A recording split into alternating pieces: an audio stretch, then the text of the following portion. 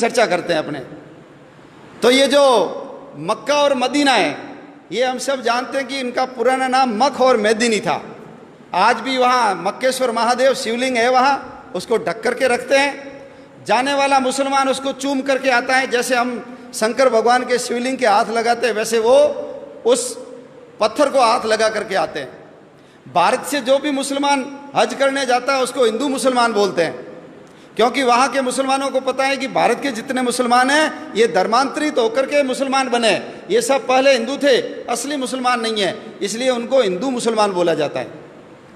मुसलमान वहाँ जाता है तो मुंडन करवा के जाता है, जैसे हम हरिद्वार में जाते हैं या तिरुपति बालाजी में मुंडन करवाते हैं, किसी की मृत्यु हो जाती तो भी हम बाल कटवाते हैं। तो मुंडन करवा करके जाना हिंदू संस्कृति और सभ्यता का प्रतीक है। हमारे संत जैसे बिना सिला हुआ कपड़ा पहनते हैं वैसे ही वो कपड़ा पहन करके वहाँ जाते हैं, उस बिल्डिंग के चारों ओर परिक्रमा करके आते हैं, जैसे हम मंदिर में करते हैं। दुनिया की सारी मस्जिदों के ऊपर गुंबद है, लेकिन मक्का की मस्जिद के ऊपर गुंबद नहीं है। वो हमारी पुरानी संस्कृत वैद्यशाला थी, बच्चे पढ़ते थे वहाँ। आचार्य उनको सभी प्रकार के ज्ञान देने का काम किया करते थे। हरिद्वार से जैसे गंगा जल भर करके लाते हैं वैसे मुसलमान वहाँ से पानी भर के लाते हैं, उसको अब्बे जमजम बोलते हैं। ये हमारी पद्धति है, लेकिन वो हमारे हाथ से चला गया। उसके पास में एक देश है ईरान, उसका पुराना नाम आर्यन था। 80% जाट और 20% ब्राह्मण रहते थे, वो सारे धर्मांतरित होकर मुसलमान बन गए। एक देश है अरबिस्तान, पुराना नाम है अरवनिस्तान। अरवन संस्कृत में घोड़े को बोलते हैं, अरबी घोड़े बड़े प्रसिद्ध थे।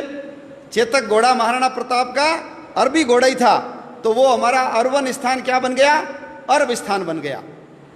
अफगानिस्तान 1876 के अंदर बफर स्टेट के रूप में हमसे अलग किया और आज़ादी के आंदोलन से अंग्रेजों ने उसको काट दिया।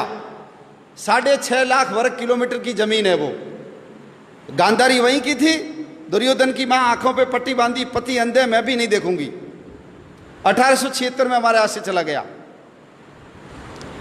1904 में नेपाल हमारे से काट करके अलग किया। भगवान राम की ससुराल सीता माता जहां पैदा हुई वो नेपाल हमारे हाथ से चला गया। 1,47,000 वर्ग किलोमीटर का क्षेत्रफल है वहां। 1906 के अंदर उसके पास में एक भूटान नाम का देश है, 46,000 वर्ग किलोमीटर का क्षेत्रफल है। 1906 में हमसे काट करके अलग किया। 1916 ये जो तिब्बत है, जिसका पुराना नाम त्रिविष्टप है, 25 लाख वर्ग किलोमीटर का क्षेत्रफल है।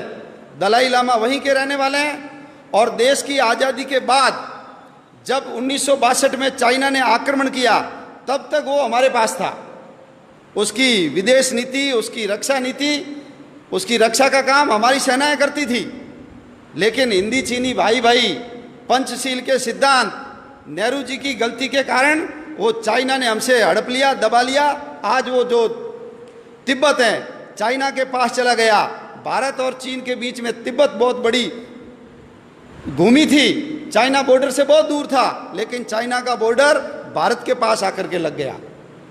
1935 भगवान राम ने जिस लंका को जीत करके सोने की लंका को ठोकर मार दी और अपने भाई लक्ष्मण को कहा जननी और जन्मभूमि स्वर्ग से बढ़कर है, वो 1935 में हमसे काट करके अलग कर दी।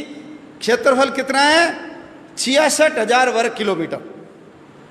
1937 जिसको आज हम म्यांमार बोलते हैं, पुराना नाम है बर्मा, रंगून। याद करो, काले पानी की सजा के लिए सबको पकड़ पकड़ करके वहां ले जाते थे और सुभाष चंद्र बोस ने आजाद हिंद फौज बना करके जो हमला किया था, रंगून अपने कब्जे में कर लिया था। वो बर्मा हमारे से 1937 में अलग कर दिया गया। बर्मा का क्षेत्रफल भी 6,70,000 वर्ग किलोमीटर है। 1947 आ गया। 1947 में ये जो बांग्लादेश, उस समय उसका नाम पूर्वी पाकिस्तान था, 1.5 लाख वर्ग किलोमीटर। और ये जो पश्चिमी पाकिस्तान 8 लाख वर्ग किलोमीटर, 9.5 लाख वर्ग किलोमीटर की जमीन 1947 में हमसे काट करके अलग कर दी गई। बहुत पवित्र स्थान हमारे हाथ से चले गए। सरस्वती नदी गई, जिसके किनारे सारे शास्त्रों की रचना सारस्वत ब्राह्मणों ने की, वो हमारे यहाँ से चली गई। झेलम नदी चली गई, जिसके किनारे पर पौरस ने सिकंदर के दांत खट्टे किए थे, वो झेलम नदी गई। सिंधु नदी चली गई हमारी। हमारे 52 शक्तिपीठों में से एक शक्तिपीठ है हिंगलाज माता का मंदिर, वो हमारे हाथ से चला गया। शंकराचार्य ने जिन पीठों की स्थापना की थी, शारदा पीठ, वो हमारे हाथ से चली गई। जहां यक्ष और युधिष्ठिर के संवाद हुए थे, वो कटासराज, वो भी हमारे हाथ से चला गया। नानक देव जी जहां जन्मे, नानक देव जी जिसने बाबर को जाबर कहा और बाबर को बोला ये पाप की बारात है, इतने अत्याचार किए थे बाबर ने, मस्जिद को घुमा दिया, ऐसे नानक देव जी का ननकाना साहब हमारे हाथ से चला गया। पंजा साहब, जहां वली कंधारी ने उनके ऊपर बहुत बड़ी चट्टान लुढ़काई थी, हाथ लगा करके रोका, आज भी उसके ऊपर पंजे का निशान है, हमारे हाथ से चला गया। हमारा शालीवाहन कोट, जिसको आज हम सियालकोट बोलते हैं, वीर हकीकत राय को जहां फांसी पे लटकाया, हमारे हाथ से चला गया वो। तक्षशिला का विश्वविद्यालय, चाणक्य जैसे शिक्षक और चंद्रगुप्त जैसे शिष्य जहां पढ़ते थे, वो हमारे हाथ से चला गया।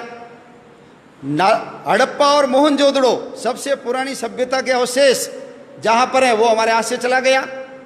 हरि सिंह नलवा, बच्चे रोते थे तो माँ कहती थी चुप हो जा नहीं तो हरिया आ जाएगा। हरि सिंह नलवा ने पठानों को पीट पीट करके ये सलवार पहना दी, मुसलमानों को महिलाओं की ड्रेस पहनने के लिए मजबूर कर दिया। ऐसे हरि सिंह नलवा का जन्म स्थान हमारे हाथ से चला गया। महाराजा रणजीत सिंह की समाधि लाहौर में, लाहौर वही लाहौर है जहाँ जिसको भगवान श्री राम के बेटे लव ने बसाया। पुराना नाम लवपुर था, अभी उसका नाम लाहौर हो गया। कुश ने जिस कुशपुर को बसाया था, उसका नाम वर्तमान में कुसूर है, वो भी हमारे हाथ से चला गया। कश्मीर हमारे हाथ से चला गया। 2,22,000 में से 1,21,000 वर्ग किलोमीटर की जमीन पाकिस्तान ने ले ली, कश्मीर हमारे हाथ से चला गया। 1962 में चीन ने जब आक्रमण किया तो 35,500 वर्ग किलोमीटर की जमीन चीन ने दबा ली। और 1990 में 3 बीघा जमीन तो हमने पाकिस्तान को दान में कर दी। समुद्र तट के अंदर बसा हुआ मालदीव 3,000 वर्ग किलोमीटर का क्षेत्रफल है, वो मालदीव भी हमसे अलग हो गया। अंग्रेजों को समुद्र के अंदर अपने बेड़े रखने की जरूरत थी, इसलिए उन्होंने मालदीव को 1947 में ही अलग करके आज़ाद कर दिया। इतनी बड़ी भूमि, इतने 6 प्रांत हमारे हाथ से चले गए, कुल 62 जिले गए। और जिसमें देश का विभाजन हुआ, हमारे कबूतर उड़ाने वाले अंकल जी जब लाल किले पे खड़े होकर के अपने शेरवानी के तीसरे बटन हॉल में गुलाब की कली सजा करके भाषण दे रहे थे, उसमें पाकिस्तान की सड़कों के ऊपर हमारी माँ बहनों को नंगा करके उनके जुलूस निकाले जा रहे थे। रेलों के अंदर काट काट करके भर भर रेलें भेजी जाती थी, भाला टांग करके बच्चों की एक के ऊपर एक, जैसे सुई के ऊपर फूल डाल करके माला बनाते हैं, ऐसे बच्चों को डाल डाल करके गांधी जी के लिए तोहफा, नेहरू जी के लिए भेंट, ऐसा लिख लिख करके वहां से भेजा जा रहा था। नर कंकाल इधर से उधर किए जा रहे थे और हम गीत गा रहे थे, दे दी हमें आजादी बिना खड़ग बिना ढाल। एक बूंद भी खून नहीं बहाया और आजादी मिल गई, ऐसा उस गीत के अंदर वर्णन है। 12 लाख लोग मारे गए, 12 लाख लोग, 2 करोड़ लोग बेघर हो गए। लंबे लंबे मीलों लंबे काफिले, जितना सामान उठा सकते हो लेकर के चलो। कल्पना कर सकते हैं यदि कल हमको कह दे यहां से छोड़ के सब चले जाओ, इतना आलीशान मकान, इतनी बड़ी दुकान, फैक्ट्री, क्या बीतती है मन के ऊपर।